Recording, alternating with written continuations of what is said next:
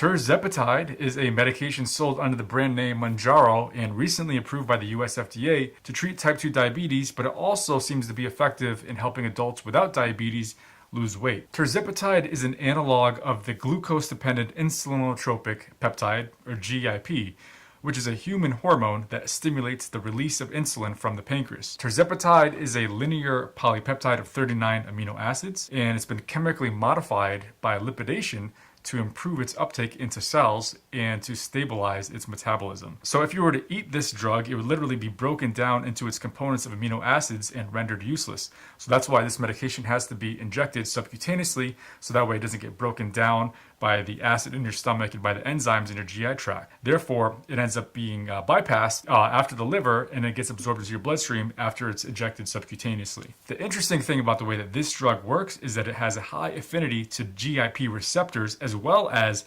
GLP-1 receptors, glucagon-like peptide 1 receptors.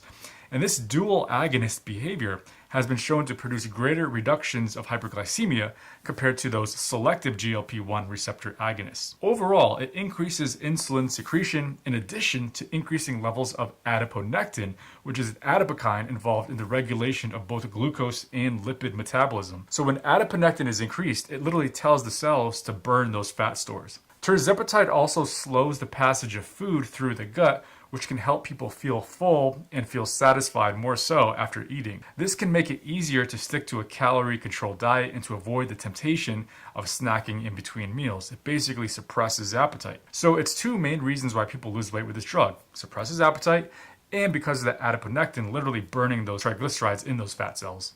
The main tirzepatide study was published in the New England Journal of Medicine. It involved over 2,500 participants who had a BMI above 30 or a BMI above 27 with at least one weight health-related condition. But the study specifically excluded those with type 2 diabetes. All participants received weekly injections of tirzepatide or a placebo, and they participated in counseling sessions to help them maintain a healthy diet and exercise. So they're regularly eating healthy and exercising in addition to either placebo or this drug. Now, the medication was tested in dosages of 5, 10, and 15 milligrams.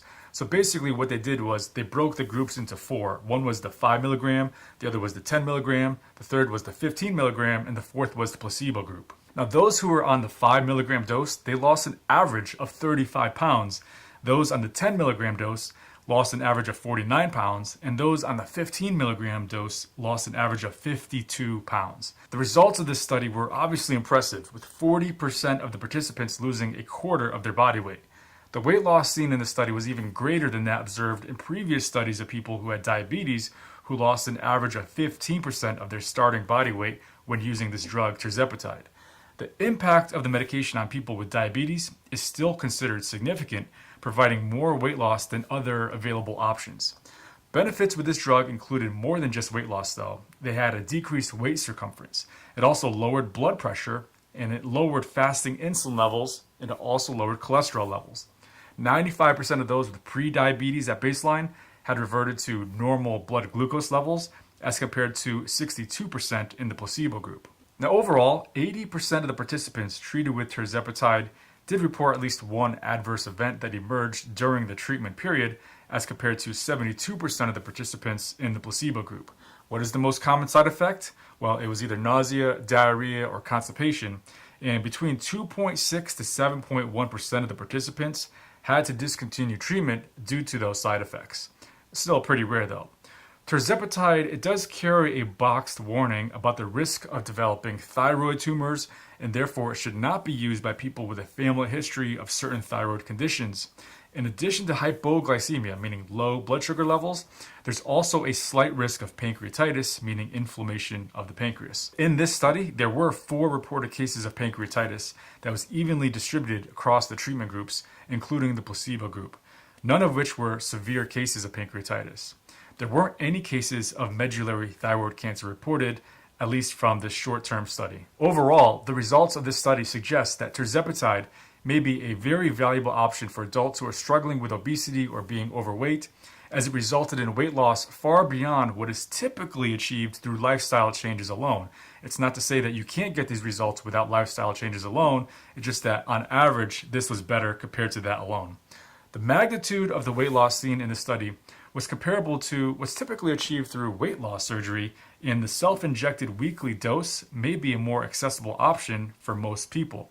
Now, it's important to note that the medication should be used in conjunction with a healthy diet and regular exercise to achieve the best results. Earlier in this video, I mentioned two things that are actually very easy to overlook. One is that this study excluded patients with type 2 diabetes. The second thing is that tirzepatide lowered the study participants' insulin levels. Everyone thinks that you become metabolically ill as a result of gaining weight. But the reality is 80% of the time, it's actually the opposite. First, you become metabolically ill and then you gain the weight. In fact, 20% of obese people are in fact metabolically healthy. So if you randomly put 100 obese people in a room, 20 of them will in fact be metabolically healthy. And the medical term for this is MHO, metabolically healthy obesity. And because they're metabolically healthy, generally speaking, they have normal lifespans with normal length telomeres. These people have lots of subcutaneous fat, but very little ectopic fat, meaning fat in cells that shouldn't have fat, for example, liver cells. They also have normal metabolic function and low insulin levels. Now, maybe you're wondering, what is metabolically healthy and what is metabolically unhealthy? Metabolically unhealthy is metabolic syndrome, meaning the inappropriate storage of energy in the wrong form in cells that shouldn't be storing it. There's only 3 types of cells in the body that should be storing energy. That's going to be fat tissue, so that's where you have fat cells called adipocytes, which store excess energy in the form of fat. 2 is muscle tissue, and 3 is liver tissue, and they're supposed to store excess energy in the form of glycogen, which is the storage form of glucose. Fat that is stored anywhere outside of fat cells is called ectopic fat. So if the muscle or liver, or even sometimes the pancreas, end up storing ectopic fat, guess what happens? Those tissues start to develop metabolic dysfunction, and they start to function abnormally. What about the 80% of overweight people and obese people who are metabolically unhealthy? They didn't gain the weight and then become sick. They became metabolically ill as a result of developing high insulin levels and insulin resistance, and that is what caused the weight gain. But since their fat cells still responded to the insulin, despite most of the cells in the body being resistant to insulin, well, that means that the extra insulin told those fat cells to store more energy.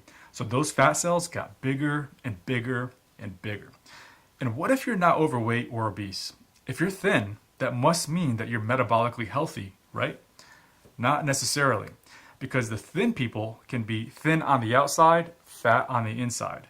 In fact, 40% of people who are normal weight are in fact TOFI, which is to say they have some degree of metabolic dysfunction, insulin resistance, and high insulin levels.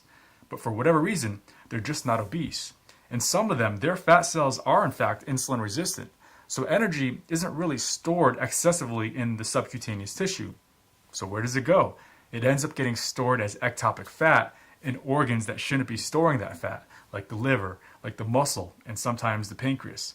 So what you really want to pay attention to is the degree of ectopic fat in the body, which of course is the fat that you can't see. It's the ectopic fat that determines if someone develops diabetes or heart disease. So the people in this study with tirzepatide, who were all overweight or obese and none of them had type 2 diabetes, it's likely that most of them, if not all of them, were MHO, metabolically healthy obesity. So the bottom line is you can't always tell if someone is metabolically healthy or not by simply looking at them, because if they're thin, they may or may not have TOFI, and if they're obese, they may or may not be MHO. Regardless, this study showed that tirzepatide undoubtedly causes weight loss as it acts as a GIP and a GLP-1 agonist, thus suppressing appetite and burning fat. But simply taking this drug without doing the other healthy lifestyle habits like exercise and eating healthy and so forth, that's only going to get you so far. Not to mention intermittent fasting, which based on this study, not only causes weight loss, but actually reverses type 2 diabetes. And you can check out that video for more details right here.